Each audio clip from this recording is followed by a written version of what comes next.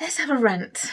Hello, you lovely lot. I'm Kim. This is the Eco Tree, and if you have been here before, hi folks. And if this is your first time, I'll be gentle. I'll be ranty, but I'll be gentle, I think. I'm not sure. We'll see how it goes. So if you watch my other videos, you'll see that I usually try to be upbeat and help somebody with a particular topic about Etsy, running a handmade business, yada yada yada. But today I'm feeling a bit cross and I need to get it off my chest. So come with me and we'll spill some tea.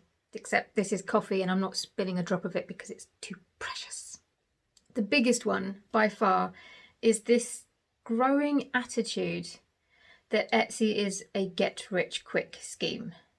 Now I have an issue with any kind of get-rich-quick schemes of any kind, but they are the internet in general is just awash with them. Just people just trying to make as much money as possible with as little input as possible, and then just whining when they break the rules and get their shops, accounts, yada yada yada shut down.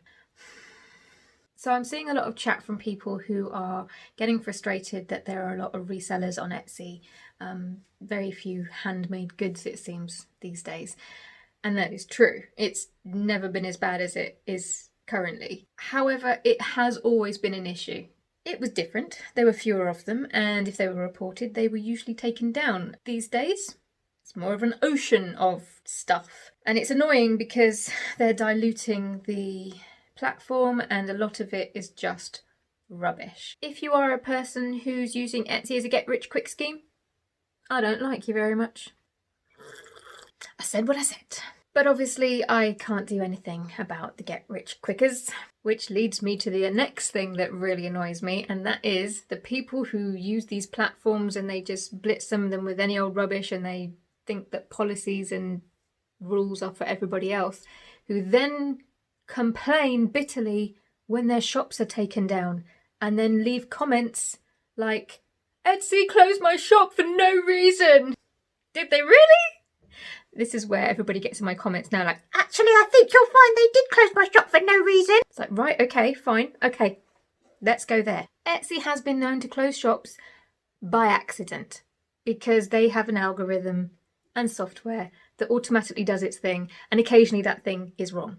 If that is the case, you can contact Etsy, and if it is a genuine mistake, have your shop reopened. However, if you contact Etsy and they say, nope, Etsy did not close your shop for no good reason. If you want to be one of those people who want to use and abuse the platform and just treat the rules like they're for everyone else and not you, and then you get your shop closed down, that's fine, but at least take responsibility for that. Okay, I'm gonna come back to this one, but you need to do the work, full stop. You can't just keep looking around YouTube or podcasts or anything like that for, the silver bullet that you just watch that video and all of a sudden you'll find that tip, that hack that means that your Etsy shop is fixed and you don't have to do anything and the money will roll in. There's no such thing as a silver bullet. And I see that frustration cropping up again and again as well. People just going, you're just saying the same thing over and over again. I've seen this on every other video on YouTube. It's like, well, there's your problem. Your problem isn't with who made the podcasts that you're listening to or the courses that you took or the books that you're reading. Your problem is that you're not doing the work. You're not taking any of the advice from these people and you're not implementing anything. You're just being an information sponge and hoping that somehow that information will just go from your brain and just magically transfer to your shop. I wish that was the case. The truth is 20% research, YouTubing, podcasting, book reading, wherever you get your information from. 80%, I just thumped myself, 80% grafting. And this one is frustrating, but I also get it. I truly believe that we have to stop seeing Etsy as a platform that owes us anything. It doesn't. So they are going to bring in policies that are uncomfortable. They're going to charge us right to our pain threshold and just stop there because that's what they do. They are a business and this is how they make their money. And as sellers, we have a decision to make. Whether we are okay with that enough to use them as a tool so that we can make our own money. Because this is the thing, we are making money from that platform. Make no mistake about it. And we are getting traffic that is driven to us from Etsy. Make no mistake about it. We lose on Etsy, but we also win on Etsy. This is a tough one, especially if you've been on Etsy long enough to remember the good old days.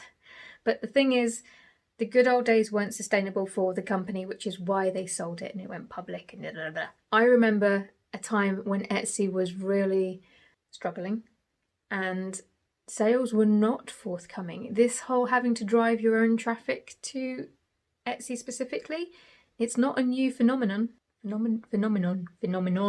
It's not new.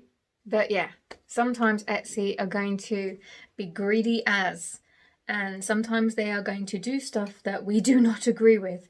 And trust me, I get as ranty with them as I do with any of this. Trust me. There's much swearing that goes on behind the scenes. You can ask my husband, he hears most of it.